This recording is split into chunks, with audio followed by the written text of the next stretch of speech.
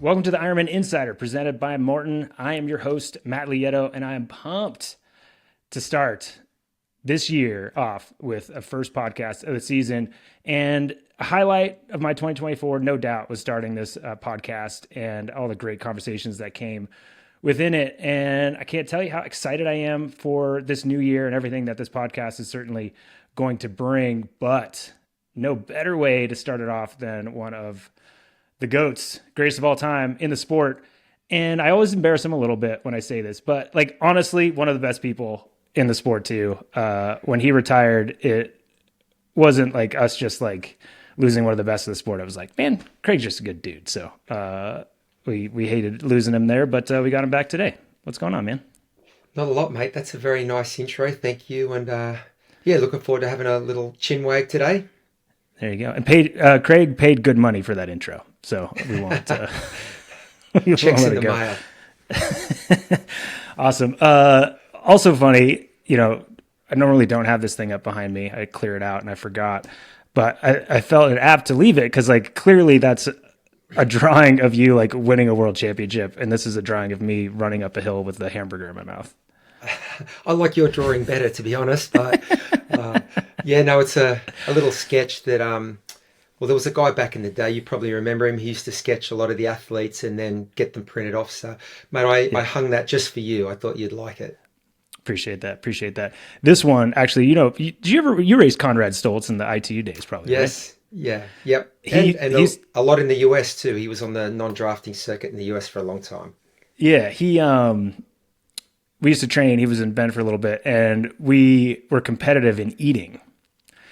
And we developed this contest. There's a place behind me. There's a little butte in town that's like, 500 feet tall. And they have this burger that's an 18-ounce patty, and the whole burger weighs 3 pounds. And it's shaped to look like the butte. And we're like, you know what?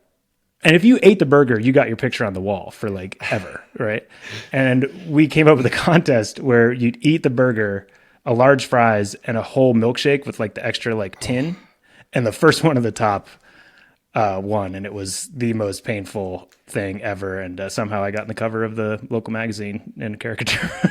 You must be a good eater, because I'm tipping Conrad can put away a few of those burgers. No, he was no match for me, no match at all. Speaking of putting down good food, how was the holidays, man?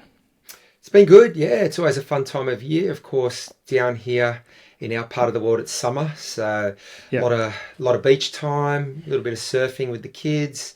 Yeah, just catching up with friends and family. It's been awesome. How about you? Yeah, it was good, nice and chill. I was in Topah with you, not too far, but before the holidays, so it was kind of get home and try to reacclimate to. I was just in summer, now I'm in winter again, and chill out a little bit. So it was good. It was sweet. And I feel like, and I hate doing this. I don't hate doing this. I'm going to enjoy doing this. But the fact that we have to do this, we were just, before we started recording, talking about how old we are.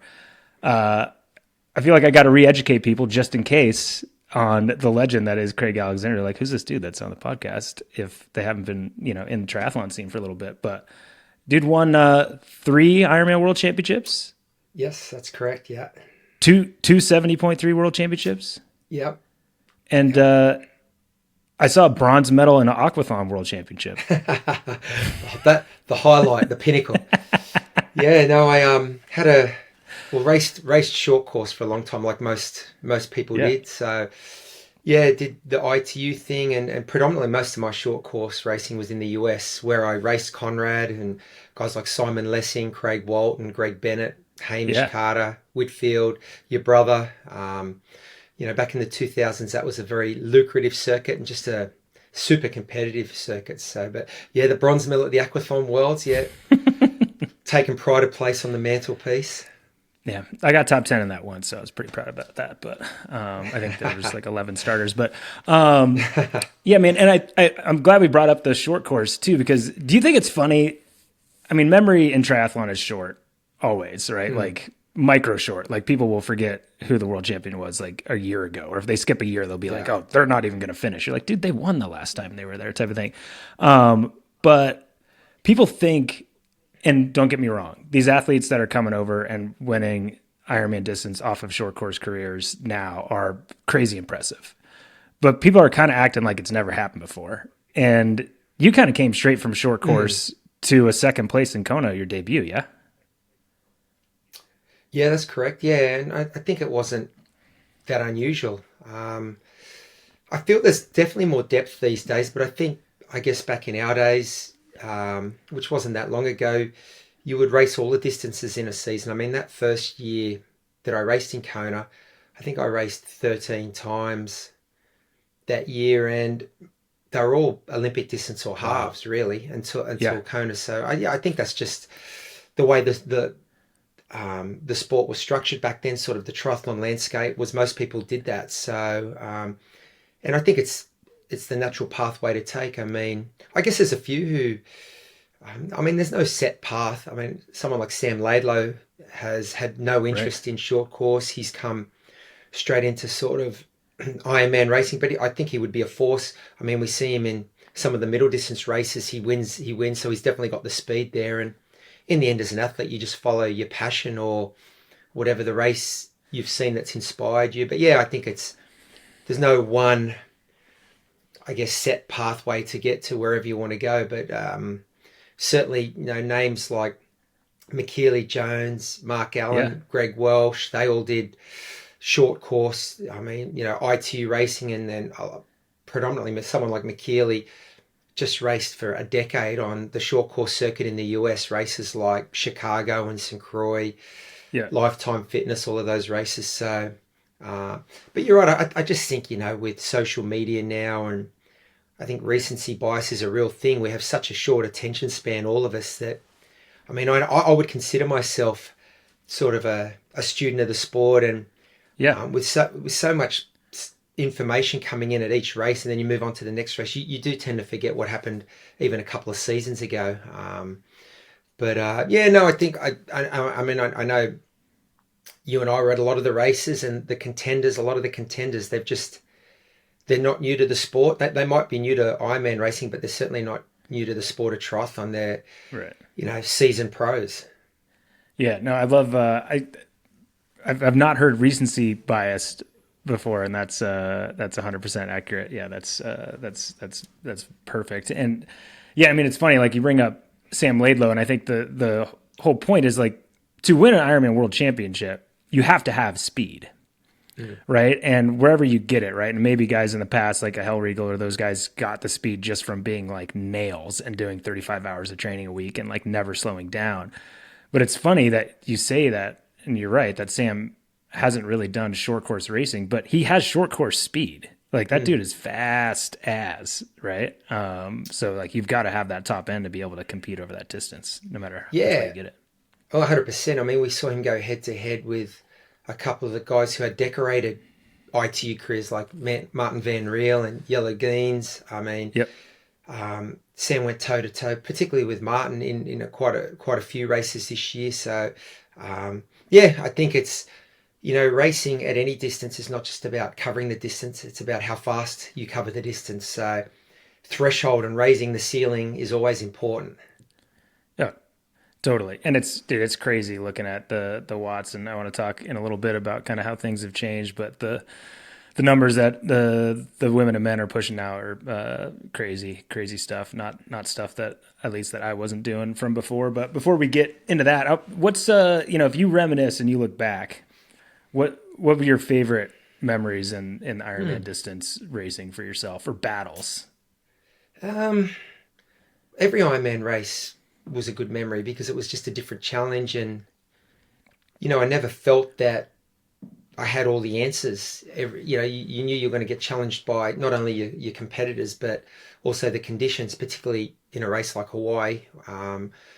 It's notorious for being hot, humid, windy, and then you throw in the best athletes in the world. So, but of course, the world championship victories are fond memories. I mean, racing your brother, that one or two seasons he and I just had battles in every race we did. And I think a good rivalry is one that's exciting to be a part of, and it's one that makes you, I guess, reflect on yourself as an athlete and maybe change and evolve as Yeah. an athlete. I know when Chris was racing, and he was at the peak of his career, I changed my strategy a little bit and tried to race differently. And I think some of my best performances were against Chris, certainly some of the most painful. I remember having a sprint finish with him in Boise one year in a 70.3.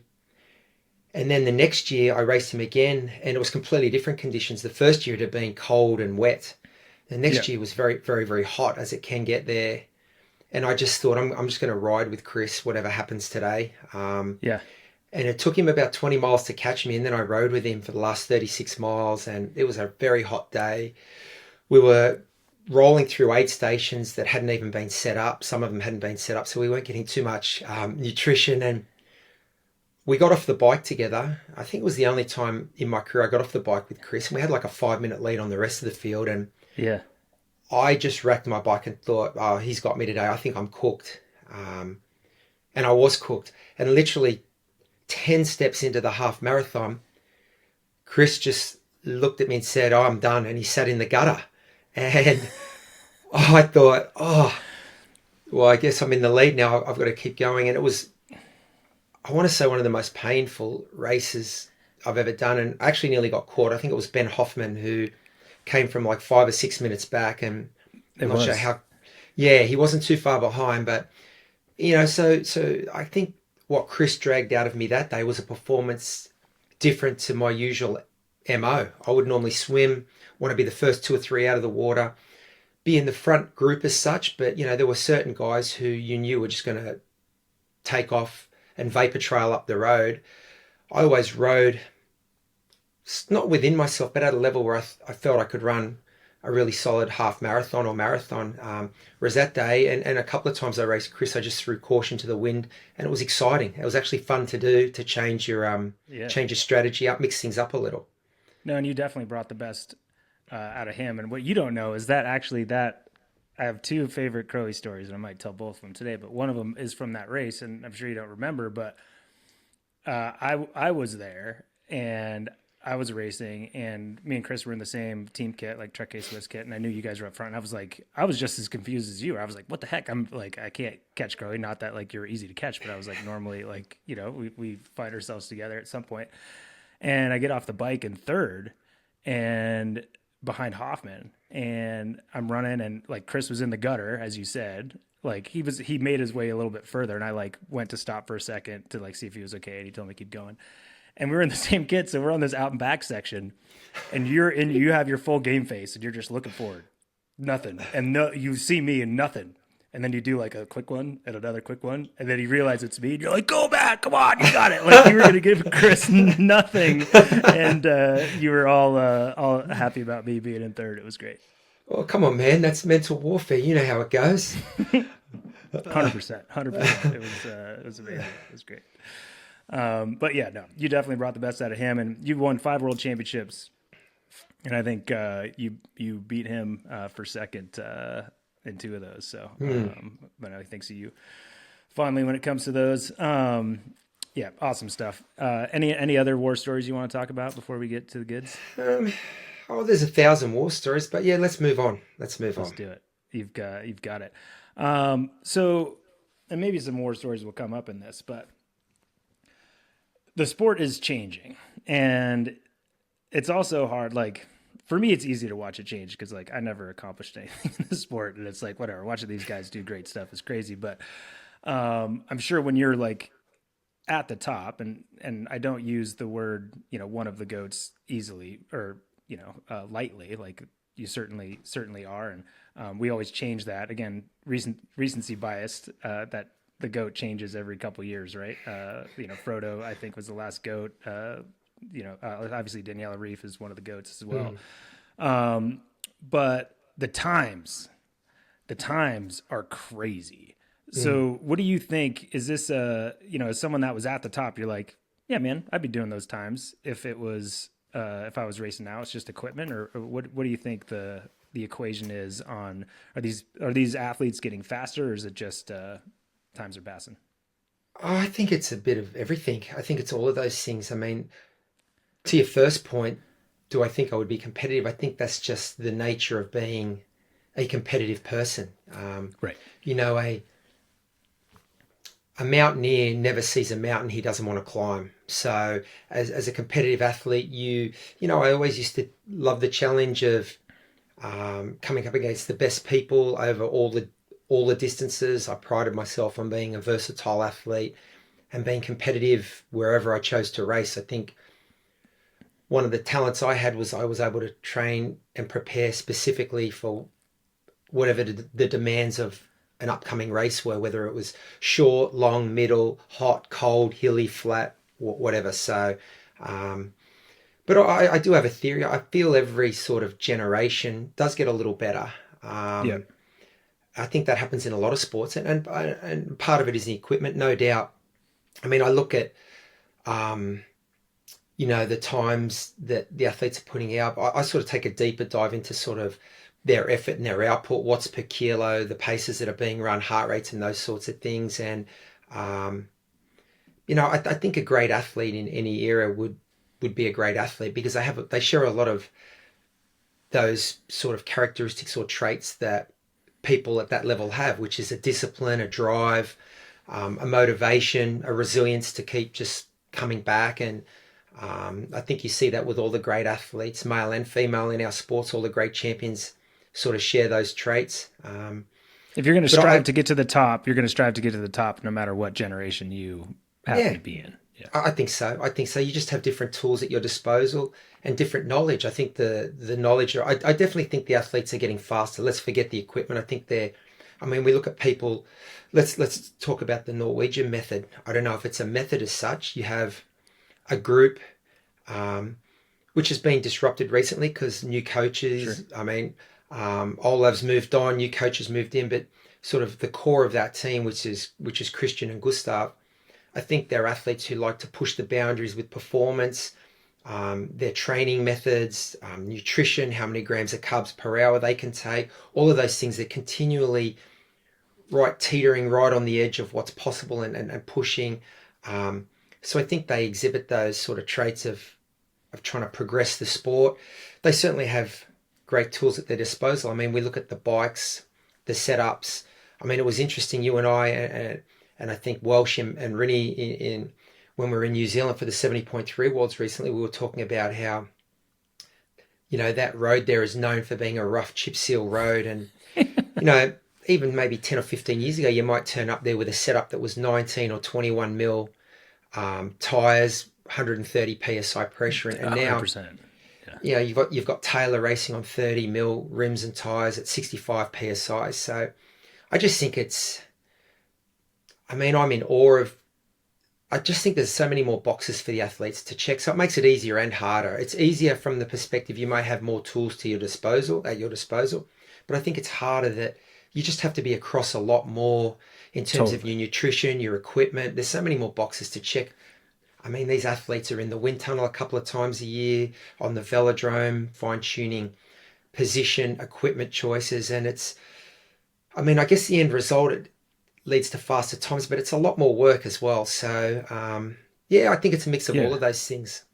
And it feels more like a full-time job than it did before. And it felt like one then, but recovery and doing that is a thing. Now the athletes have social media they also have to be on top of. They've got to create their brand. They got to do all that stuff, as well as,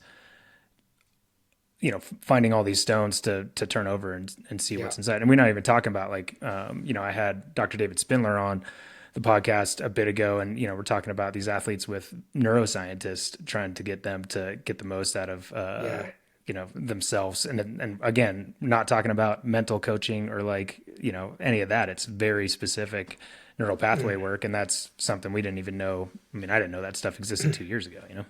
Yeah, it's crazy, because I think for a long time it was just mostly about the training and your fitness and your physiology, and we always knew psychology and mindset was important, but sort of neuroscience was something that was a pipe dream or something you would often, you might read about, but sort of have no way to tap into or access. And I certainly know with aerodynamics, you and I raced through that era where a lot of, particularly the bike companies, started producing their super bikes and the non-UCI legal, time trial specific, very aerodynamic bikes. So we sort of touched at the start of it.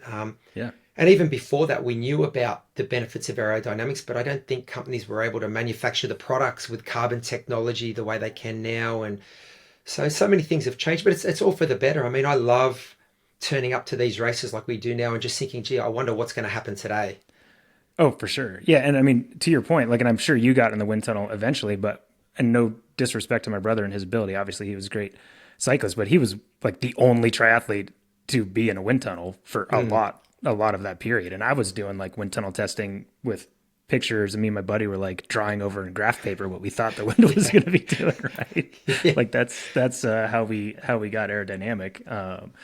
But yeah, it's insane. And looking at the times, and you bring up Topa, and only bringing up the men's result because that's a rounder number, but the dude who won is a runner, thought of as a runner, rode a 159. Like, that's crazy. That's crazy. Like, Clearwater days, I remember, I don't want to talk about my brother all day here, but like, we decided, like, one year he's like, I'm going to try to break 2 hours. Yeah. And I think he did. And then his body didn't function as a human body when he got off the bike. He was like, couldn't move, Like, and now it's just the thing. No, it's incredible. I mean, Yellow Geens, yes, it's funny how we pigeonhole someone as a runner, but I guess to win those races, you've just got to be a great all-round triathlete. You can't have any weaknesses, and you never could really. You really needed to have the complete game. The race finishes with a run though, so I mean, whichever way you slice and dice it, you need to be able to finish off put a big exclamation point on your race, and that's how you do it. But I mean, I would have loved to have seen what your brother was putting out back in those days though, because I mean, even I know the race kits we had that were just flopping around with zippers, and I mean, I do think the athletes these days get a lot more bang for their buck in terms of their coefficients of drag and things like that. So, sure. But it's a new era, and I'm loving it. I'm loving the competitiveness, the depth. I'm loving on the women's side just watching, every sort of generation has their outlier who changes the dynamic, and it's been interesting to watch Taylor Knibb the last 2 or 3 years. I think we were saying that she's won 370.3 world titles in a row, equaling Danny's record. So we had seen it before, but it's forcing the other girls to sort of up their game and reinvent themselves or evolve as athletes. And for me, that's the interesting thing. That's, as we go from season to season, watching these narratives develop around, okay, we've got a standout champion here. The ball's in the court of the rest of the ladies. How are they going to respond? And I think we saw Kat Matthews step up in Topor. We saw Ash Gentle step up in a couple of races this year. So for me, that's the exciting thing. It's not just who's winning, it's how they're winning and how these races are playing out. But certainly you referenced, the bike splits in Topor. It was unbelievable the speeds those guys were riding along at. And that group, it started as a big-ish group out of the water, the way it always has. I mean, yeah, sure. I think in men's racing, it's been super competitive out of the water. You've always had a bigger group, but that selection, that group just got smaller and smaller. I think there were 7 or 8 of them at the end. And then we saw Hayden do that beautiful little tactical descent in a town to steal 15 seconds. And it's exciting racing. Yeah, no, it's crazy. And,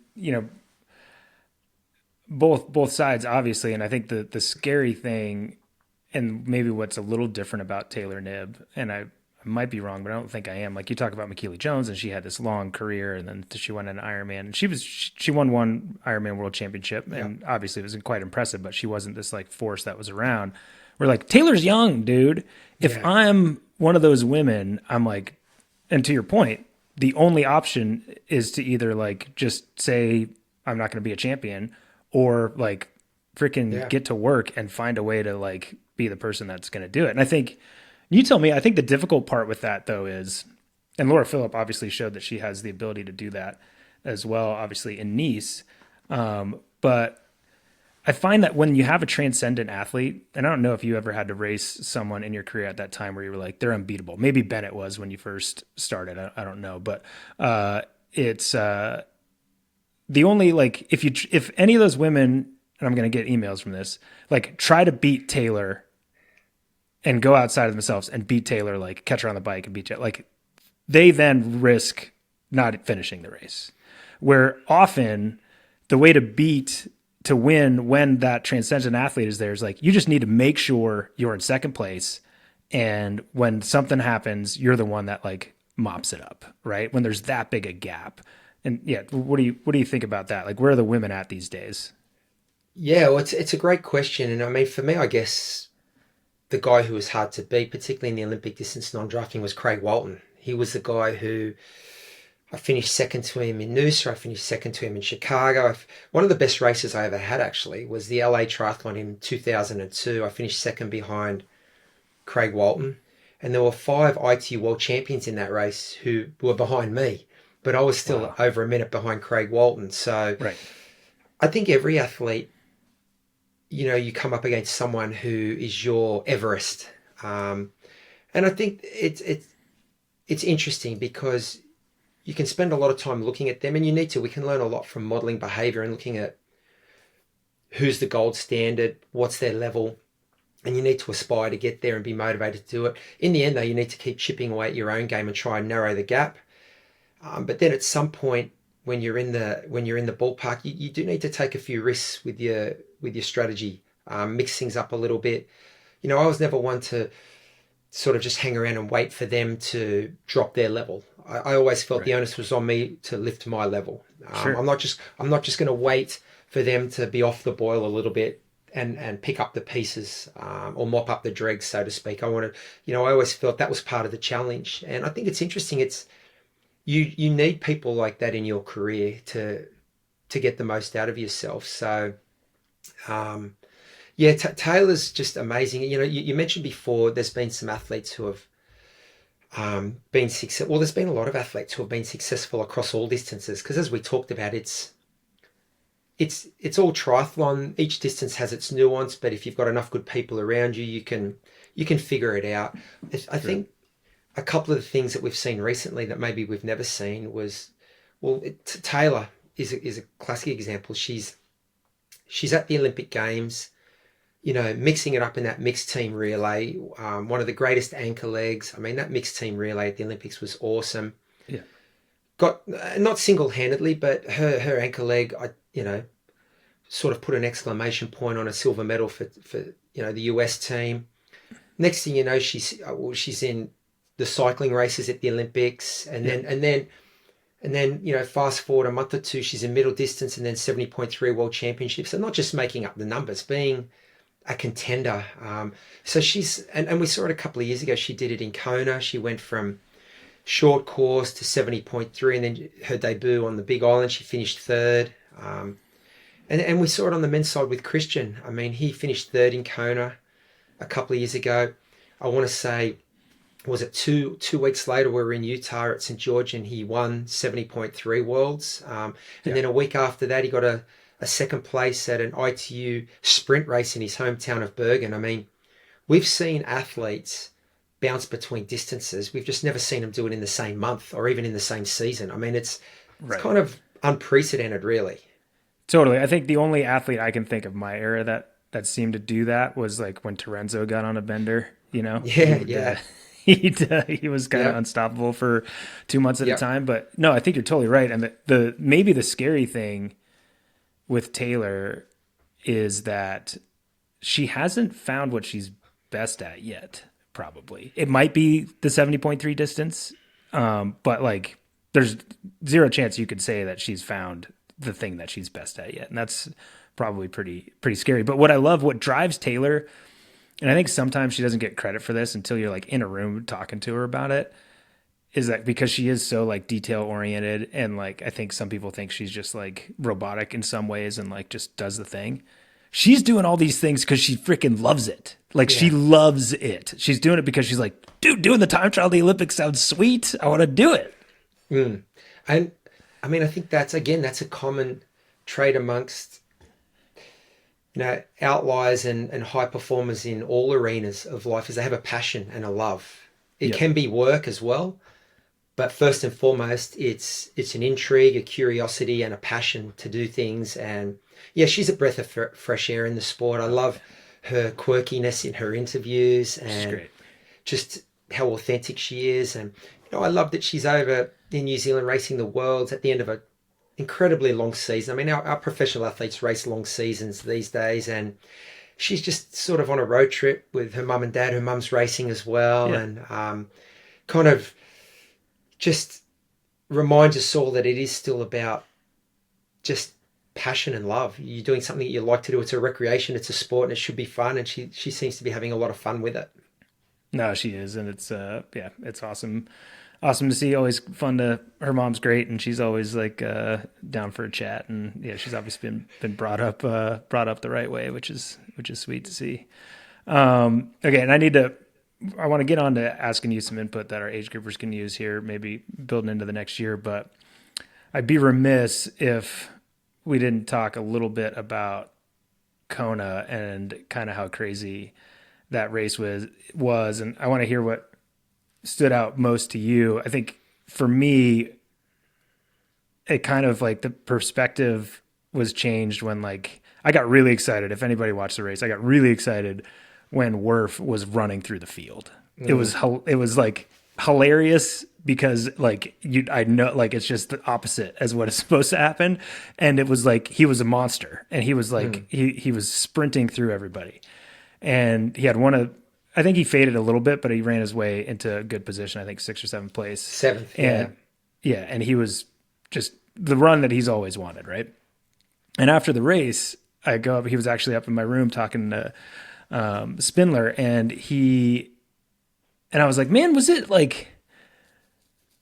one of those days where like I think you've probably had them, I've had them, where like the bike wasn't there, and then for whatever reason your body just didn't have it, so you couldn't ride. But then I was like, oh, best run of my life. Some of the best races I've had, I like had nothing on the bike, even though I was trying. And I was like, man, was it one of those days? And because like I thought he was the last man on the planet on the bike. Like I was back like picking up garbage that somebody dropped, on the moto, and I was like, oh, there's Cam. And he's like, mate, I rode a 403. And I was like, what? He rode a 403, swam a 52, and looked like he was like a total write-off. And that's how crazy that race was to me. It was an incredible race to watch. I think it speaks to a few things. Firstly, that's why you can never give up. If the ace that you normally play is not there, you never know how things. I mean, we saw it with Magnus Ditlev as well. I mean, who would have thought that he would get off the bike 7th and run up into 2nd? Dude, in transition, he was dead man walking. Absolutely. Yeah. So it's just one of those races you just never know. And I think the guys and the girls are pushing the limits so much now that blow-ups are only ever just around the corner, more so than ever. And everyone talks about wanting fast conditions in Kona, and we want fast times. And I want to say it was really good conditions this year. I mean, of course, the pros, they start 40 minutes earlier than the age groups now. And then when it used to be a mass start, the gun went off at 7. So I think that speaks to a little bit that in the swim and the bike, they get more favourable conditions.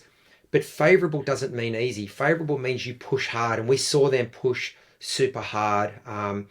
Maybe it wasn't quite as hot because they were out a bit earlier, and definitely not as windy, but they were going at it. Magnus definitely tried to bridge up to Sam, couldn't do it. There was just, it was just like a bomb detonated on that bike ride on the way back from Harvey. But yeah, Cam's interesting because when you're watching the race and you're trying to stay across all the guys and girls, you just sometimes you lose track of one or two athletes, and he's one of those ones you kind of lose track on because he's always so far behind out of the swim. He's sort of just on the edge of the radar, but you're never quite paying attention. But he had an incredible race. I think it speaks to his professionalism, his commitment, and his improvement over the last 5 or 8 years, that he just continues to improve. And incredible performance. But I think we saw that the way they biked definitely impacted the run. Only Patrick ran under 240. I think 246 or 247 was Magnus, who got the second place on the podium, and Rudy with a 248 rounded out the podium. So I think those times are probably a touch slower than those boys would normally run, for sure. But totally. it's a triathlon, you know, when you spend the energy early, sometimes you don't have it late. But yeah, no, it makes for interesting racing. One guy I want to mention who I thought was certainly in the frame for a huge performance was Trevor Foley. You know, he was in that Camworth group coming in off the bike, and I happened to be standing probably an eighth of a mile from the dismount line, and he just had an unfortunate crash. He was swinging his leg off the bike, his shoe got caught, clipped the road, and he sort of just cartwheeled forward. It was gnarly. I saw a video of it. Yeah. Terrible crash. I happened to be right there. I helped pick him up, and I mean, he's a great runner. He's a great runner. So he'd had a great race, and he's had a great sort of trajectory. His career's been on a good trajectory. So I'm excited to watch how he goes. But yeah, my heart just broke for him. I mean, he was in such a great position, and to have that happen, just terrible. And that was hard. And I normally don't do this, but like he was in transition, and like, you know, I got the camera and we're like going over there, and I'm like, nah, man, like it was just too heartbreaking to like where he was at. And you could tell like literally a quarter mile before he's like, I'm going to have a chance at a podium at this race. And then he's on his back. Like it was gnarly. And yeah, I mean, all your points on that, I think are spot on. I think what's crazy though, and speaks to how things are tightening, is all those athletes, I think they have to be in that front group. So like, that's why you have these big explosions. Like that group just absolutely detonated. Yep. But you had I still think that you can do it without being in there. And I think a lot of those guys made some errors by staying in it. And you look at Leon Chevalier, that dude was by himself all day long, like 100% all day long. Yeah. And he was pretty close to getting second place, just mistimed an aid station and got hot in a situation. And who knows if that would have affected it or not, but like, I believe it could have. Yeah. You know, he was impressive. And then just that tightening, like, again, Worf swam a 52. Like back in the day, a guy that we'd look at as like a Worf, like you know, he loses too much time in the swim, he rides well, like that was like a 58 back then, right? So it's like the field's compressed. The field's compressed. Crazy. It's crazy. The level, the depth is crazy. But you're right, though. I think it speaks to a couple. Leon could have easily got second or third, and he ended up fourth, which is still, and it was one of the performances of the day. Yeah, he was a long way back, rode amazing, ran exceptionally well. And really, when you think of it, I mean, Patrick's run was incredible, but really a lot of the other boys, you know, I guess if I'm in their position, you could look back and I mean, hindsight's a wonderful thing, and really the only purpose it serves is to learn some lessons and move forward. It's not like you can sit back and say, I should have done this or I should have done that. But if you're doing an honest self-analysis of your race, and you were someone who finished in the top 5 or top 10 there, you could look at those results and say, well, there's areas clearly I could improve. You know, certainly the lower wind helped Patrick a lot. I think it helped him stay in that group. Not to say there was drafting there, but I think on a day where there's no winds, especially those crosswinds on the back half of the course, it's much more likely that group's going to stay together, and that group it moves as sort of one, almost as a vacuum. So I think Patrick knew that the kind of fitness he had, and he had the discipline and the experience to say, well, especially once he got to Harvey, it was like, I mean, he's one guy who's in the box seat. I mean, I'm not going to sit here and say for a second that when they made the turn at Harvey, I predicted that he would win by the distance he won by. But I thought, man, he's in a very good position in this race, because let's say he loses 5 minutes on the way back to town. He's probably going to run a 2:38, somewhere around that, which means he's in the hunt. Totally. And my argument would be, and not against you at all, but like if he loses those 5 minutes, Patrick's been around long enough where he's going to take himself out of that group and be like, okay, right? And I think the only thing that noticed from being out there on the moto, sitting back and watching, was that dude, like people are like, oh, Patrick sat in the group. That dude got spat out the back of that group so many times and clawed his way back so many times. And there were, I don't know, 5 or 6 dudes that slowly like got dropped off. Like Patrick, I was watching or reading something the other day that he said that was like his day, that the best day he's ever had in triathlon. And I wouldn't disagree, because it was a masterclass. It's crazy. It was, it's amazing. You went 8:03 and we were mind blown. Yeah, I mean, it was incredible to watch. Again, though, when you get athletes like Christian and Sam Laidlow and Patrick, they pushed the envelope. I mean, Sam set that race up. He was all about not just blowing the rest of the field up. I think just testing his own limits. Those things are different. I think I read somewhere after the race, people said it was a crazy bike ride. Again, in hindsight, it is, but to do crazy times like 7:36, you've almost got to have a crazy strategy sometimes that everyone else looks at and says, "Oh, that's crazy," until it actually works. Totally, but that's crazy until if you look at it, he then has to. If he ran a 2:40.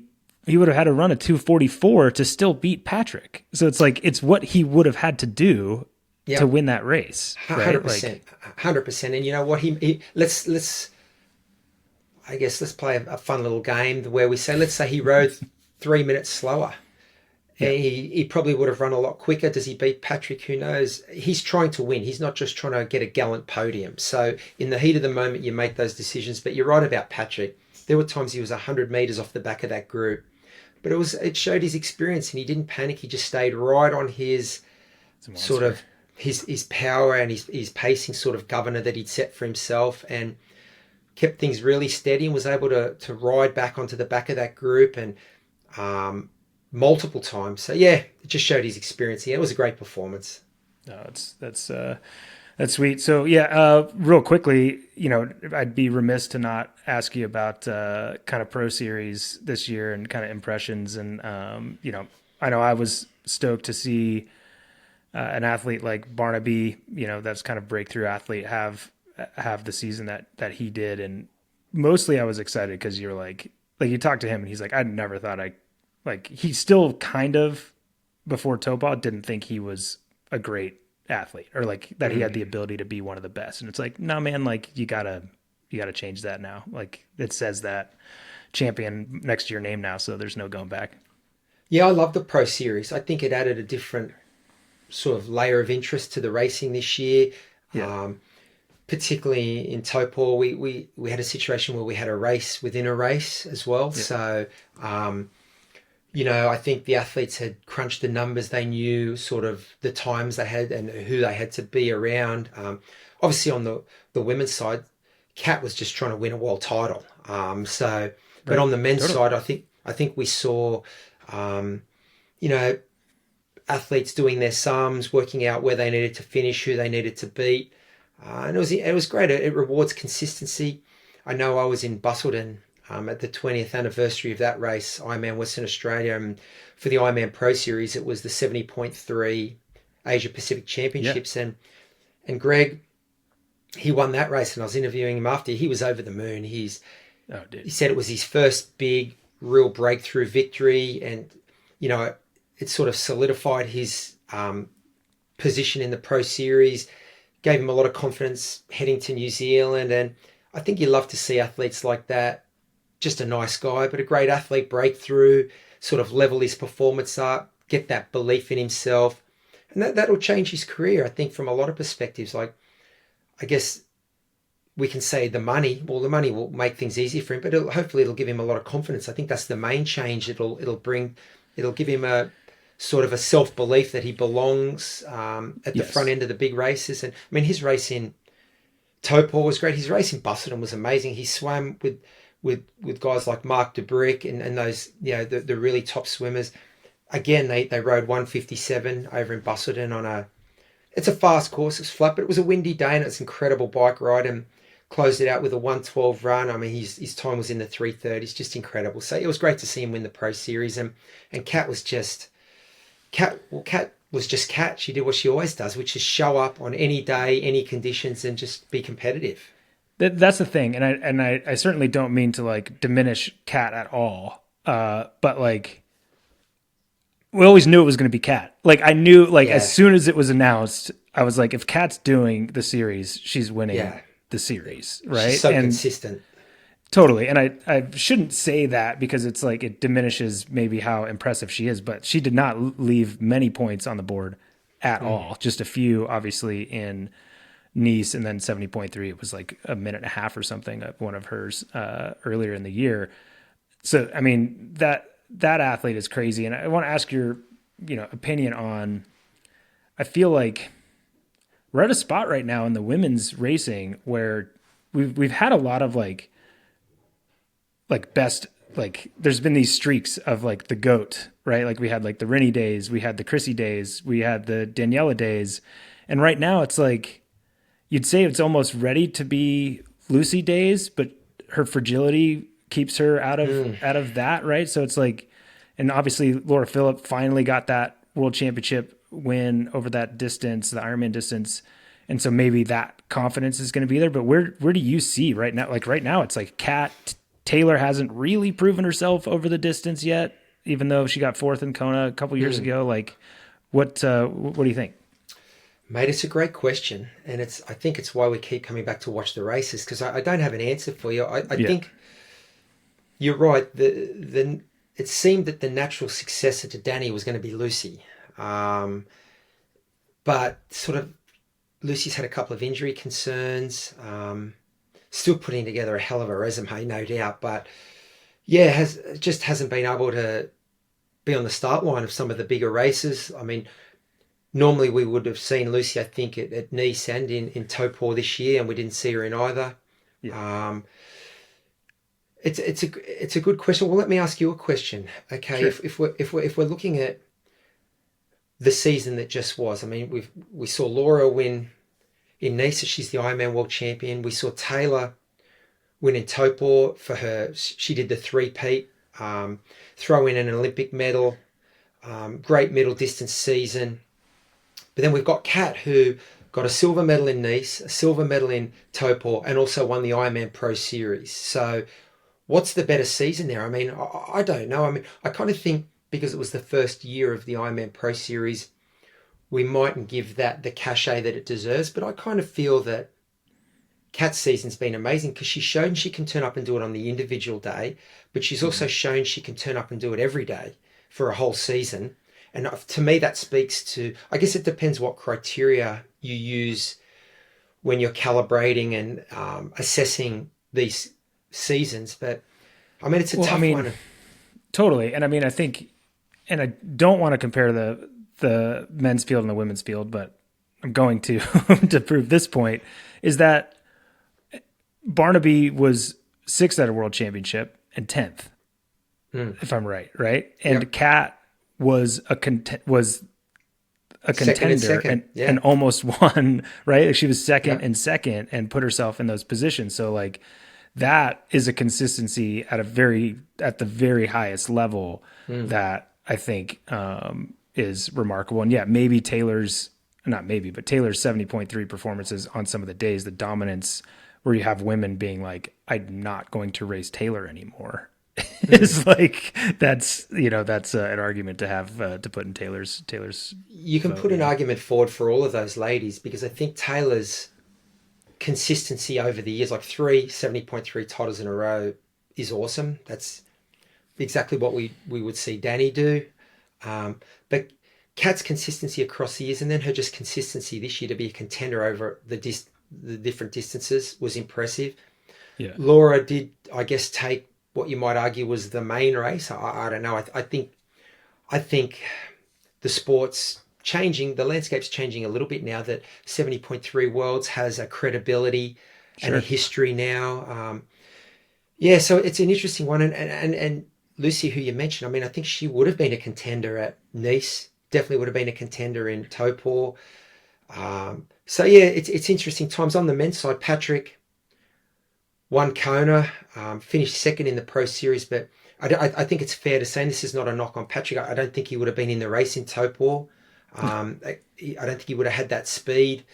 It's interesting times. I mean, since Christian and Gustav, I think those two gentlemen were clearly the best two triathletes in the world across a lot of distances for 3 or 4 years there, and maybe that has taken a toll on their body.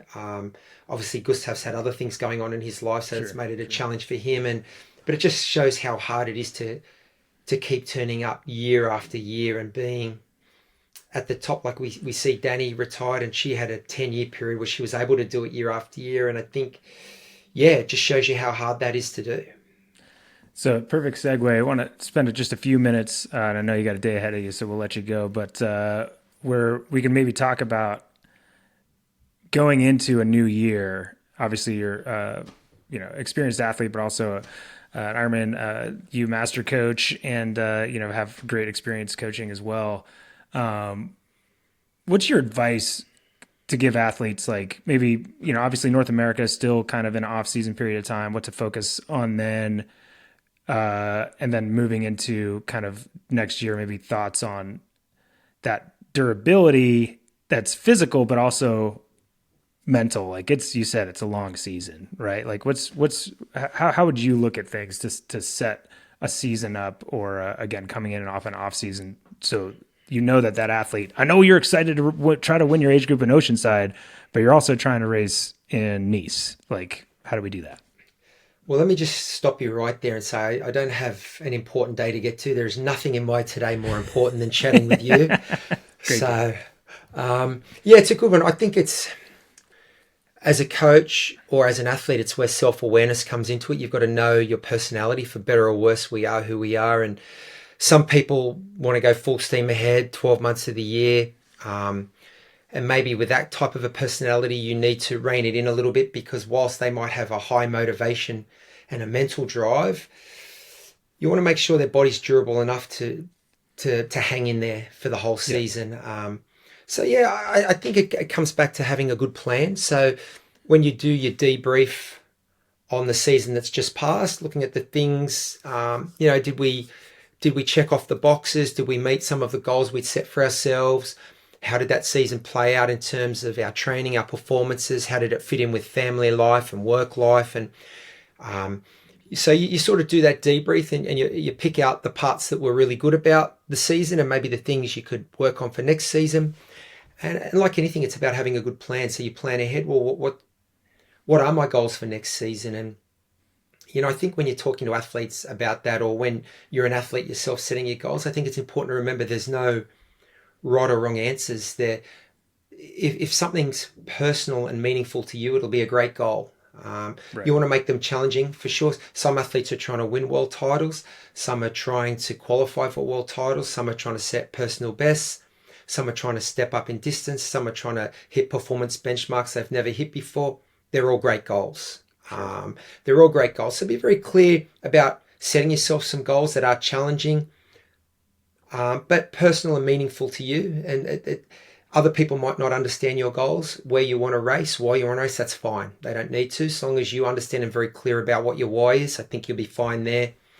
That's great advice. So that speaks to the mental side of things. I think having a good plan helps mentally. It helps dose your motivation. The physical considerations, another one. Yeah, I think you need to be very careful in your planning. It's something I used to like to train and move for lifestyle as much as. So one of my favorite times of the year was coming off a long season, whether it be the race, my season might have finished with a race in Hawaii. I would take some time off, just catch up with friends, but it always involved movement. I like to go surfing. I like to go mountain bike riding.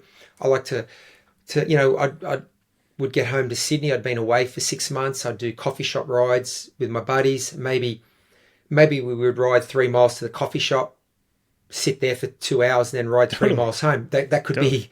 So there was a period of time, it could be 2 or 3 weeks, where there was some movement, but it was more just for medicine, to keep the body going. And because I enjoyed it. Mentally, I always felt good about the rest of my day when my day started with some exercise. So there'd be no structure to it, though, no performance benchmarks or parameters to hit. It was just moving for the sake of enjoyment.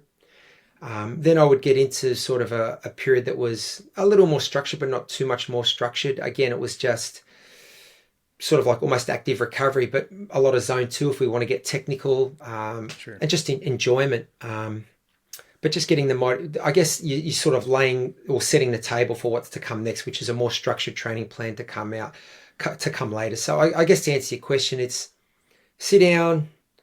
If you're self-coached, then just make sure you have a good plan, how the next 12 months is going to look. For a lot of age group athletes, their plan might be 12 or even 18 months or 2 years, because they might be trying to qualify for a championship that's a season away.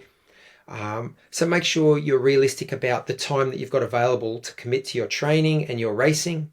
How that, you might have some races that are bigger races that you're traveling to, but I always used to like to race, so I'd always put in a lot of local races as well in my schedule, because for me that was the fun of it. Wasn't just, I used to love training, but a lot of my enjoyment came from the competitiveness of a race. So, but set yourself some realistic goals, very challenging goals that are personal to you, and then be very organized around your time planning, and understand there are different considerations, the mental and the physical. You can be mentally strong, but you want to make sure your body's durable enough to not break. And sometimes you need a mental rest, and that's okay too. That's not a sign of weakness. I think recognizing and understanding when we need recovery shows experience and strength. No, it's not a show of weakness at all. Yeah, no, I think that's very, very well said. And I think it goes a little bit on like talking about kind of the joy factor, like a Taylor Knibb and all that, like keeping things exciting. And, but for me, there's part of that, like to add to your point of, kind of being like refilled to a certain extent going into that season. It's always kind of, and I would tell athletes now, and I used to think of, you would have this kind of like invisible bucket of like motivation, and like all year you're just freaking taken out of that thing. And by the time you get to the end of the year, that thing is like bottomless pit. You can't see the bottom of it. And for me, that off season and building into the season, it's like, man, I got to put stuff in there. So if that's me, like not doing anything for a couple weeks and like eating stuff around the holidays and doing that, sure, that's a little bit, but it's that type of training, right? So like you said, mountain biking for me, it might be backcountry skiing or skate skiing, or for me, a huge thing in the off seasons in years past, and I've brought it back in this year, is like yoga for me, like made that body a lot more durable. And I was putting like reserves into that bucket of motivation, because I haven't pulled, like I wouldn't, probably 6 weeks before Oceanside, I would start taking out of that bucket. And before that, I'd just be putting back in, because I'm like, man, that thing's not full enough yet. I got to race till October, like keep that thing going, right? Like, and whatever that is for each person, I think is that's great advice. Is important for people to find out, It's great advice. And I think you mentioned like North America and the Northern Hemisphere is coming into winter. There's a lot of great cross training that sort of masquerades as fun. I know Jackie Herring does snowshoe races, cross country skiing. There's a lot of stuff you can do that's kind of cross training, still working the cardio, but it's not structured, and it can be fun. But mate, you're 100%. It's about recognizing what you need and making sure that bucket's got something in it when you dive into it. Yeah, and it's not always a sacrifice, right? Like I went skate skiing this morning, and as soon as I step on the snow, my heart rate's 165. Like it's certainly doing something for me. It's just not that repetitive thing, and something that at the end of the year we all come, especially if you're racing after Kona or World Championship, you're like, man, there's always a time where you're like, I do not want to get on my bike, right? So it's like, don't do that then for a little bit, and then when it's time to do so, it's time to do so. But you're good to go. Yeah. What do you got on your docket coming up this year? Anything you're excited about? Got a few things. Got some camps planned. So with the coaching business, that's my main role is to turn up to most of the camps. So we've got a few going on in Mallorca in Spain. We've got a few going on at the Marnolani Resort in Kona on the Big Island, which will be fun, and some in North America, in the US on the East Coast in the Blue Ridge Mountains at the Firstborn properties. So that should be fun. Got a couple of projects at home I'm working on too here in Australia. So and just try to keep this old body moving as well. So that's always high on my agenda. Yeah, you do a pretty good job of it. I mean, you only officially retired how many years ago? 2019. Yeah, 2019, 2020. So amazing. Squeezed every drop out of the lemon. You did, and you were doing a pretty good job of squeezing too. There were some young guys that were like, man, would you just stop? I want to get a paycheck. But that's awesome. Well, I do hope, and I'm sure it'll be the case, that this year we get to cross paths and do a little bit more commentary work with you, because always enjoy it. And man, I didn't know, and I kind of knew, but I didn't know till today, you're the numbers nerd. You had like everybody's splits and places. Yeah. You don't forget. No, yeah, I wouldn't say I've got a photographic memory, but if we talk about a split, or I tend not to forget. So, um, but yeah, I enjoyed the commentary work. It's as you know, I mean, you've done it for a long time and you've done it well. It's a great way to watch the race unfold. Oh, And plus, I just love being at all the events. So every opportunity I get to travel to an event, I snap it up. I love it. it's a great way to watch the race unfold, but stick with your role because, I almost got a bunch of vomit on me in Kona. When Yeah, I like to be in the safe. I like to be in the safety of the transition area or somewhere off course where no one can sweat on me or vomit on me. yeah, when the Norwegians were projectile vomiting, I was a little bit too close to the action. That was sensational. Awesome. Well, I'm sure my producer is going to be excited that we ended the podcast on a vomit note. But, dude, it's always a pleasure to talk to you. Well, again, one of my favorite people in the sport, and appreciate you taking the time to sit down and have a chat. Oh man, I appreciate the invite to come on, and can't wait to see you at the races again this year. Sweet. Let's do it again. Thanks so much, man. Take care, mate. Well, there you go. Craig is always a pleasure to talk to.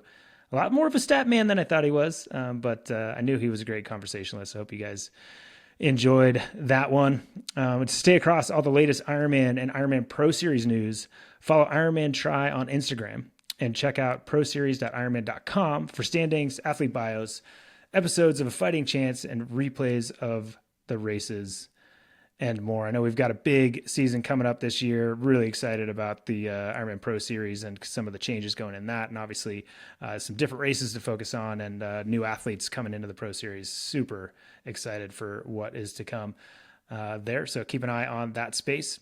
And again, need to thank and want to thank our presenting sponsor, Maurten, the official sports performance nutrition partner of the Ironman Global Series, for everything that they do for us and this podcast. We couldn't do it without them. So many, many thanks to Maurten for that. And if you've enjoyed today's conversation, please like, share, and subscribe wherever you listen to this podcast. And if you're sitting on the trainer, you can also watch the podcast as a video on our Ironman Triathlon YouTube channel. Thank you again for joining us on the Ironman Insider podcast presented by Maurten. And be sure to keep an eye on this space for more great conversation with the season ahead. I'm Matt Lieto, and thank you so much for tuning in.